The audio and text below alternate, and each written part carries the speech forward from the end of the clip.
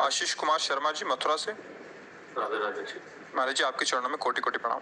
महाराज जी, आपके प्रवचनों में सुना है कि मनुष्य को पूर्व जन्म के अच्छे व बुरे कर्मों का अगले जन्म में मिलता है।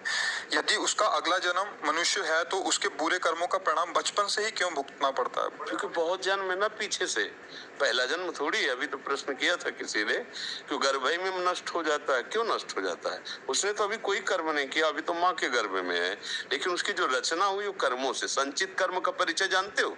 संचित पहले से जो आ रहे हैं, संचित जो हमने किए वो हाँ, वो गोदाम, उसे कर्मों का गोदाम, उसे संचित कर्म कहते हैं। गोदाम जमा है, उससे कुछ निकाल करके प्रारब्ध बनाया गया जिससे शरीर रचा।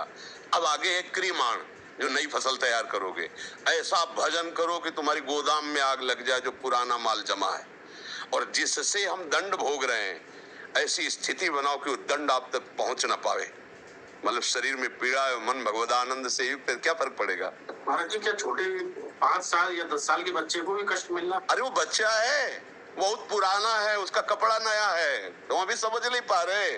वो जीव बहुत पुराना है, अभी उसका कपड़ा नया है, इसलिए तुम्हें लग रहा है तो 5 वर्ष का बच्चा, इसने क्या अपराध किया होगा? नहीं, वो पुराना गुरु है, वो पुरातन भगवान का अंश है, न जाने कितने जन्मों से क्या करता चला आ रहा है, तो क्रम बाई क्रम उसको भोगना पड़ रहा है। समझ रहे कि नहीं?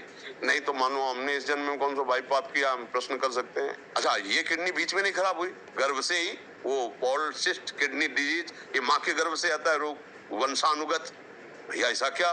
नहीं, हमारे कर्म का फल, ये हमारी लाडली की कृपा है कि ऐसे होते हुए भी मुझे ऐसे जिला रही है। ये हुआ नई खेती, पुरानी खेती आ गई और नई खेती ये हुई, नया कर्म जो भगवत आश्रय भजन हुआ। मस्त बेपरवाह की, अगर हमारी बात मान लो तो अभी बेपरवाह तुम हो जाओगे। हमारी बेपरवाही कितनी है उसका असर तुम्हारी छाती बताएगी। अगर हमारी बात मान लो तो गेट से निकलोगे मस्त निकलोगे। जब तुम, हमारी वाणी तुम्हें मस्त कर सकती तो हम कितने मस्त होंगे अनुमान लगा लो। अगर पवित्र हृदय नहीं तो हमारी बात नहीं समझ पाओगे। ये प्रारब्ध कर्म तुम्हें दिखाई दे रहा, किडनी फिडनी कुछ चले, हम न इसके सहारे न इसके सहारे जी रहे, हम किशोरी जी के सहारे है और किशोरी जी के सहारे जी रहे पक्का, इसलिए किसी दिमाग का हाल ही करता। इनसे कोई फर्क थोड़ी पड़ता है हमारे, क्योंकि हमको ऐसी ठौर मिल गई कि इनका कोई परेशानी नहीं। अभी छूट जाए, अभी नष्ट हो जाए, अभी मर जाए, कोई फर्क नहीं पड़ेगा। वही हम पहुंचाना चाहते हैं, वही भाव तुम्हारे अंदर डालना चाहते हैं।